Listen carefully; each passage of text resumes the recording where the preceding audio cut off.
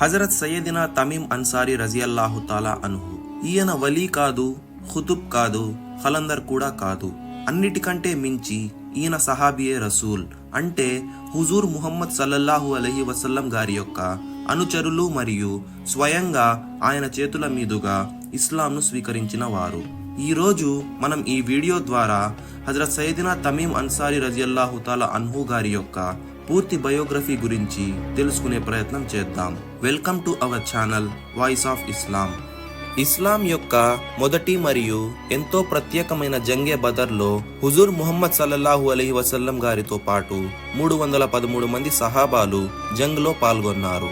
వారిలో ఒకరే హజరత్ సయ్యదినా తమీం అన్సారీ రజియల్లాహు తాలా అన్హు గారు. హజరత్ సయ్యదినా తమీం అన్సారీ రజియల్లాహు తాలా అన్హు గారు మదీనా షరీఫ్ లో జన్మించారు. హుజూర్ ముహమ్మద్ సల్లల్లాహు అలైహి వసల్లం గారు మక్కా షరీఫ్ నుండి మదీనా షరీఫ్ కు హిజ్రత్ చేసి రాకముందే మక్కా షరీఫ్ లో హుజూర్ సల్లల్లాహు అలైహి వసల్లం గారి చేతుల మీదుగా హజరత్ సయ్యదినా తమీం అన్సారీ రజియల్లాహు తాలా అన్హు గారు ఇస్లాం ను స్వీకరించారు. హుజూర్ ముహమ్మద్ సల్లల్లాహు అలైహి వసల్లం గారి యొక్క సహాబాలందరిలో హజరత్ తమీం అన్సారీ రజియల్లాహు తాలా అన్హు గారికి ఒక ప్రత్యేకమైన స్థానం ఉండేది. హజరత్ సయ్యదినా తమీం అన్సారీ రజియల్లాహు తాలా అన్హు గారు సుమారు 7.5 సంవత్సరాల పాటు ఆలమే జిన్నాత్ లో ఉండి, అంటే జిన్నాత్ల లోకంలో ఉండి జిన్నాత్లకు ఖురాన్ మరియు దీనే ఇస్లాం యొక్క విద్యను బోధించారు.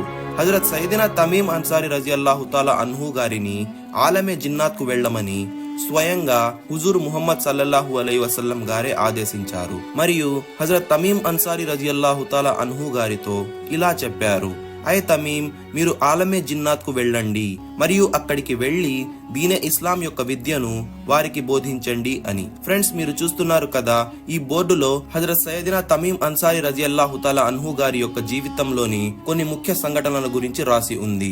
ఈ బోర్డు మీకు దర్గా షరీఫ్ లో కనబడుతుంది. అందులో మీరు హజరత్ సయ్యదినా తమీం అన్సారీ గారి యొక్క అతి ముఖ్య జీవితపు సంఘటనల గురించి స్వయంగా తెలుసుకోవచ్చు. ఫ్రెండ్స్, మనం ఇందాక చెప్పుకున్నాం కదా, హుజూర్ ముహమ్మద్ సల్లల్లాహు అలైహి వసల్లం గారు హజరత్ తమీం అన్సారీ రజియల్లాహు తాలా అన్హు గారితో మీరు ఆలమే జిన్నాత్ కు వెళ్ళి అక్కడి వారికి దీనే ఇస్లాం మరియు ఖురాన్ షరీఫ్ ను బోధించండి అని చెప్తారు. మరియు హజరత్ తమీం అన్సారీ రజియల్లాహు తాలా అన్హు గారు ఆలమే జిన్నాత్ కు వెళ్లే ముందు హజరత్ ముహమ్మద్ సల్లల్లాహు అలైహి వసల్లం గారు హజరత్ తమీం అన్సారీ రజియల్లాహు తాలా అన్హు గారికి ఒక ఉంగరాన్ని ఇస్తారు. ఆ ఉంగరం హజరత్ సులైమాన్ అలైహిస్సలాం గారిది అని చెప్పబడుతుంది. అందులో అల్లాహ్ తబారక్ వ తఆలా యొక్క పేరు రాయబడి ఉంటుంది.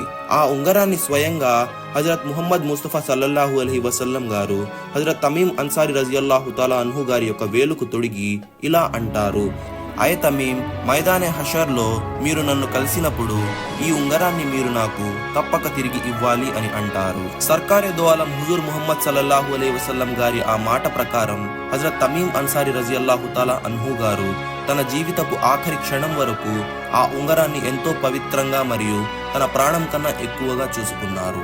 హజరత్ తమీం అన్సారీ గారి యొక్క చివరి క్షణాలలో కూడా ఆ ఉంగరం హజరత్ సయ్యదినా తమీం అన్సారీ గారి యొక్క చేతి వేలుకు ఉంది. ఇప్పటికీ కూడా ఆ ఉంగరం హజరత్ సయ్యదినా తమీం అన్సారీ రజియల్లాహు తాలా అన్హు గారి యొక్క మజారే పాక్ లో ఆయనతో పాటే ఉంది. హజరత్ సయ్యదినా తమీం అన్సారీ రజియల్లాహు తాలా అన్హు గారు హుజూర్ ముహమ్మద్ సల్లల్లాహు అలైహి వసల్లం గారి యొక్క ఆజ్ఞ మేరకు 7.5 సంవత్సరాల పాటు ఆలమే జిన్నాత్ లో ఉండి అక్కడి జిన్నాత్లకు దీనే ఇస్లాం ను బోధించారు. ఆలమే జిన్నాత్ లో గడిపిన ఈ 7.5 సంవత్సరాల కాలంలో ఎన్నో అద్భుతాలను చూశారు. మన లోకం నుండి ఆలమే జిన్నాత్ కు వెళ్లాలంటే దూరం 1000 సంవత్సరాల నిరంతర ప్రయాణం. అంత దూరంలో ఆలమే జిన్నాత్ ఉంది. హజరత్ సయ్యదినా తమీం అన్సారీ రజియల్లాహు తాలా అన్హు గారు ఆలమే జిన్నాత్ లో ఉన్న సమయంలో హజరత్ ఇలియాస్ అలైహిస్సలాం, హజరత్ సులైమాన్ అలైహిస్సలాం, హజరత్ ఖిజర్ అలైహిస్సలాం ఇలా ఎంతో మంది అంబియాలను కలిశారు. ఆలమే జిన్నాత్ లో హజరత్ తమీం అన్సారీ రజియల్లాహు తాలా అన్హు గారు దజ్జాల్ ను కూడా చూశారు. అతడిని ఒక పెద్ద చెట్టుకు అల్లాహ్ యొక్క దూతలు పెద్ద పెద్ద సంకెళ్లతో బంధించి ఉన్నారు. హజరత్ తమీం అన్సారీ రజియల్లాహు తాలా అన్హు గారు ఆ అల్లాహ్ యొక్క దూతల వద్దకు వెళ్లి ఇలా అడిగారు: ఎవరు ఇతను, మీరంతా ఇతనిని ఎందుకు సంఖ్యలతో బంధించి ఉన్నారు అని. అప్పుడు అల్లా యొక్క దూతలు ఇలా అంటారు, ఇతను ఎవరో కాదు, ఖయామత్ కంటే ముందు ఎవరి రాక గురించి అయితే హుజూర్ ముహమ్మద్ సల్లల్లాహు అలైహి వసల్లం గారు చెప్పి ఉన్నారో అతడే ఇతను, దజ్జాల్ అని అంటారు.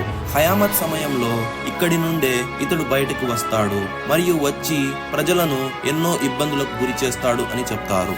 ఇలా హజరత్ సయ్యద్నా తమీం అన్సారీ రజియల్లాహు తాలా అన్హు గారు అక్కడ గడిపిన 7.5 సంవత్సరాలలో పాస్ట్ మరియు ఫ్యూచర్ యొక్క ఎన్నో అద్భుతాలను చూశారు మరియు అక్కడి జిన్నాత్లకు ఖురాన్ బోధనలు చేస్తూ ఖురాన్ను నేర్పించారు.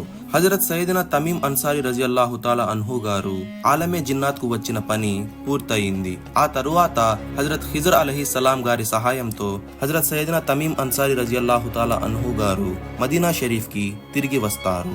ఆలమే జిన్నాత్ నుండి హజరత్ సయ్యద్నా తమీం అన్సారీ రజియల్లాహు తాలా అన్హు గారు మదీనా షరీఫ్ కి వచ్చే సమయానికి హుజూర్ ముహమ్మద్ సల్లల్లాహు అలైహి వసల్లం గారు లేరు. ఆ సమయానికి హజరత్ ఉమర్ రజియల్లాహు తాలా అన్హు గారు ఖలీఫాగా మదీనాను పాలిస్తున్నారు.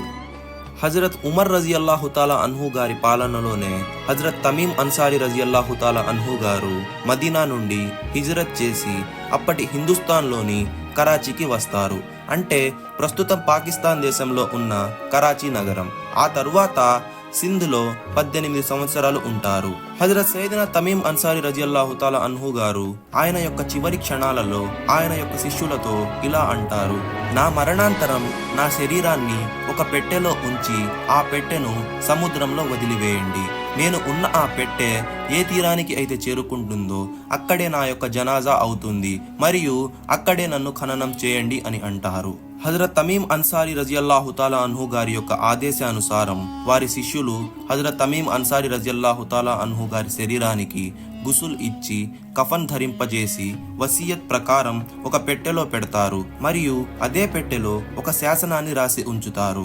ఆ శాసనంలో ఇలా వ్రాయబడింది, ఈ పెట్టెలో ఉన్నవారు సాధారణ వ్యక్తి కారు, ఈయన సహాబీ రసూల్ సల్లల్లాహు అలైహి వసల్లం గారు. ఈయన పేరు హజరత్ సయ్యద్నా తమీం అన్సారీ రజియల్లాహు తాలా అన్హు మరియు ఈయన విసాల్ 75 హిజ్రీలో జరిగింది. ఇలా హజరత్ సయ్యద్నా తమీం అన్సారీ రజియల్లాహు తాలా అన్హు గారి గురించి కొంత సమాచారం అందులో రాయబడింది. ఆ తరువాత ఆ శాసనాన్ని హజరత్ సయ్యద్నా తమీం అన్సారీ రజియల్లాహు తాలా అన్హు గారి శరీరం ఉన్న ఆ పెట్టెలో ఉంచి ఆ పెట్టెను సముద్రంలో వదిలివేస్తారు. అలా ఆ పెట్టె కొన్ని వందల సంవత్సరాలు సముద్రంపై తేలుతూ ఎన్నో తీరాలను దాటి చివరకు ఓ సముద్ర తీరానికి చేరుతుంది. ఆ సముద్ర తీరంలో చేపల వేటకు వెళ్లే మత్స్యకారులు ఆ పెట్టెను చూసి పెట్టెను పట్టుకోవడానికి ఎన్నో ప్రయత్నాలు చేశారు. చివరకు ఏ ఒక్కరు కూడా ఆ పెట్టెను పట్టుకోవడం కాదు కదా, కనీసం తాకను కూడా తాకలేకపోయారు. సముద్ర తీరానికి ఒక గుర్తు తెలియని పెట్టె ఒకటి వచ్చి ఉందన్న వార్త ఆ ప్రాంతాన్ని పాలించే రాజు వరకు చేరింది. ఈ వార్తను విన్న వెంటనే ఆ రాజు పరుగులు తీస్తూ సముద్ర తీరానికి చేరుకుంటాడు మరియు ఆ రాజు స్వయంగా తానే ఆ పెట్టెను పట్టుకోవడానికి ప్రయత్నించగా ఆ పెట్టె ఎంతో తేలికగా రాజు వద్దకు వచ్చేస్తుంది.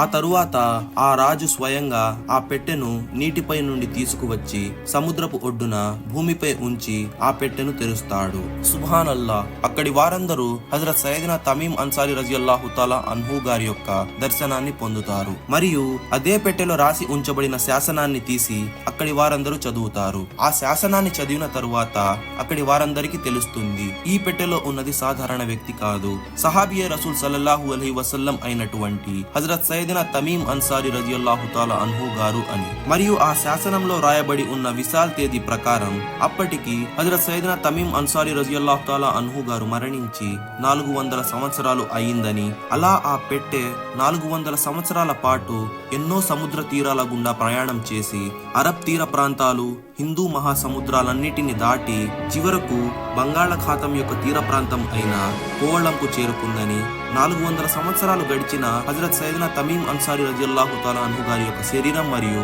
ఆయన శరీరం ఉన్న ఆ చెక్క పెట్టె ఏమాత్రం చెక్కు చెదరకుండా అలానే ఉన్నాయి. అలా ఆ శాసనం ద్వారా హజరత్ తమీం అన్సారీ రజియల్లాహు తాలా అన్హు గారి గురించి అక్కడి ప్రజలందరికీ తెలుస్తుంది. ఆ తరువాత రాజు ఆజ్ఞ మేరకు హజరత్ సయ్యద్నా తమీం అన్సారీ రజియల్లాహు తాలా అన్హు గారి యొక్క నమాజే జనాజాను చదివించి ఆ పెట్టె ఎక్కడైతే తెరవబడిందో అక్కడే హజరత్ సయ్యద్నా తమీం అన్సారీ రజియల్లాహు తాలా అన్హు గారి యొక్క మజారే పాక్ ను నిర్మిస్తారు మరియు ఆ మజార్ షరీఫ్ పై ఎంతో గొప్పదైన గుంబత్తో ఒక పెద్ద దర్గాను నిర్మిస్తారు. కోవలం షరీఫ్ తమిళనాడు రాష్ట్ర రాజధాని అయిన చెన్నై సిటీ నుండి 40 కిలోమీటర్ల దూరంలో ఉంది. దర్గా లొకేషన్ డిస్క్రిప్షన్ లో ఉంచుతాను. దీని ద్వారా మీరు ఈజీగా దర్గాను చేరుకోవచ్చు. ఎంతో చరిత్ర గల ఈ దర్గాను జీవితంలో ఒక్కసారైనా దర్శించుకునే ప్రయత్నం చేయండి. ఈ వీడియో మీకు నచ్చినట్లయితే లైక్ చేసి షేర్ చేయండి. ఇలాంటి మరిన్ని వీడియోస్ కోసం మా ఈ ఛానల్ ను సబ్స్క్రైబ్ చేసుకోండి. Don't forget to activate bell icon. Yours voice of Islam.